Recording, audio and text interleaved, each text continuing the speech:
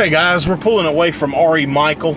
I had to stop and get some sequencers and relays and stuff like that to stock on the truck because people are starting to call in for their heater maintenances. And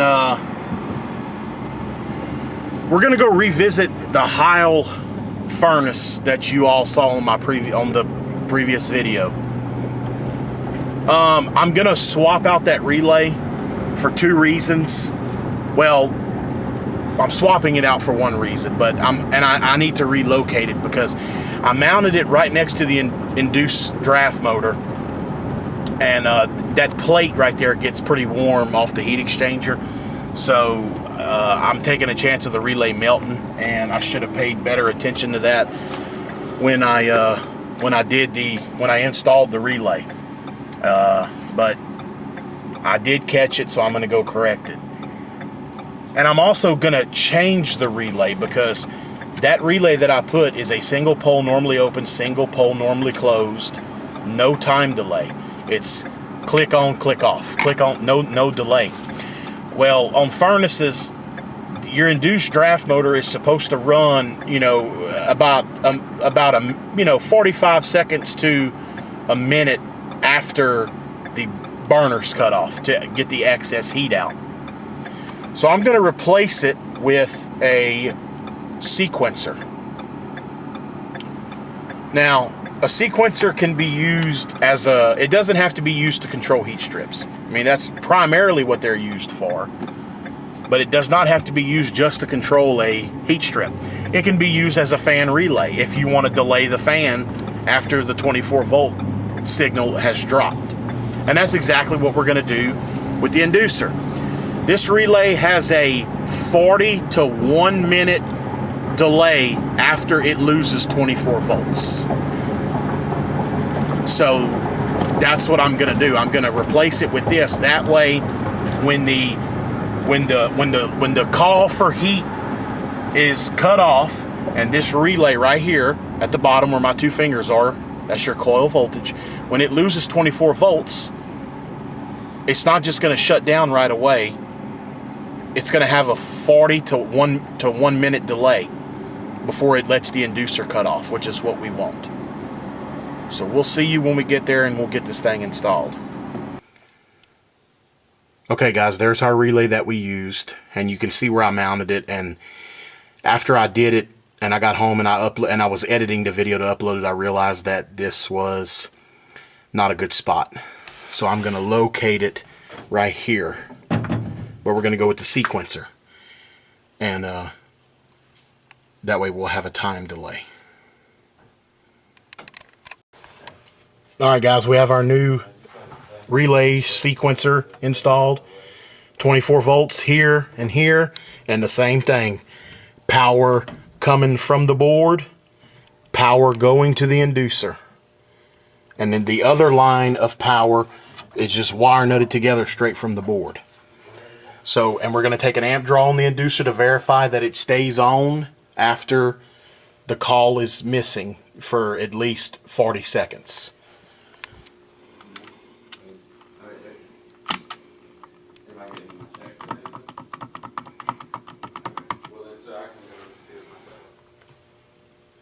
Okay, the thermostat clicked. There'll be a short delay on the sequencer on startup also.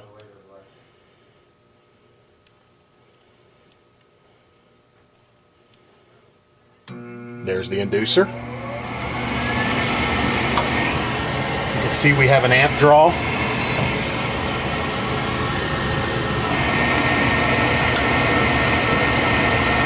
Okay, we have fire. And you can see we're pulling 1.28 amps. We're going to let the blower come on. That way it can cool off the heat exchanger after we cycle it. And then we're going to keep an eye on this amp draw. Let me turn the light off. Yeah, there you go. We're going to keep an eye on the amp draw after the burners go off, because that means the Y signal has dropped out. That inducer should continue to run for 40 seconds to a minute. Okay, the blower's on. So so now what we're going to do is we're going to cycle it down.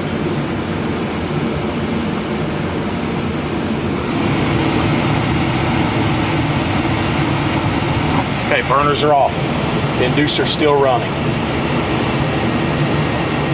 You can see it's still spinning. We're still having amp draw.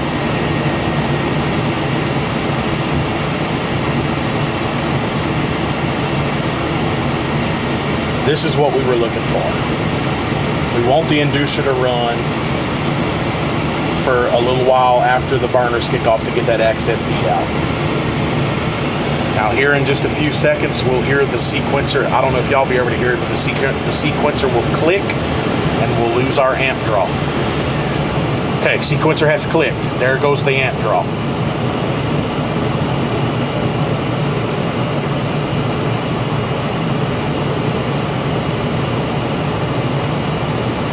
Amp draw is gone. Blower is still running. We'll wait for the blower to cycle off. And there goes the blower. Blower shuts off. Alright, so there you see it again. A sequencer. We now have a time delay on the inducer. That way the inducer does run after the burners are off. So that ought to do it. I'm a lot more comfortable with that than what I had. So now I'm going to have to patch those holes up. Alright guys, we're pulling away from this job, and I just wanted to add this to the video. You know, this was something different. I've never used a relay on a gas furnace before, you know. Because, you know, normally everything is integrated into the board. And like I went and serviced a furnace before this job. I did a combustion test on one, did an annual fall checkup on a lady's furnace, and she had a York furnace that my dad put in, and the inducer got its 110 volts straight off the board. You know, it didn't have a smart valve, you know, so there's nothing wrong with what I did. I just, the other day, you know, I was thinking on my feet, and which is why I added the relay. Then I realized that, you know, the inducer needed to run a little longer.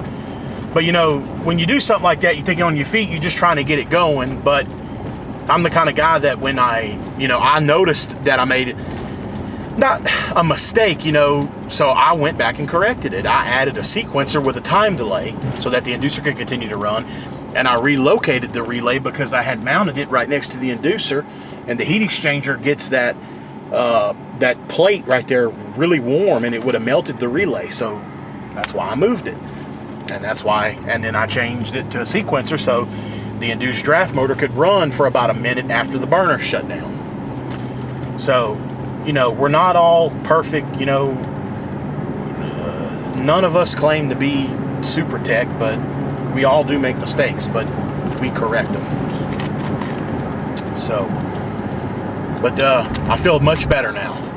The relay's been relocated, and it's been changed to a sequencer with a time delay so the induced draft motor can run after the burner shut down. So I feel much better about that, and I'm happy, and I can feel comfortable now. So, alright guys, thanks for watching.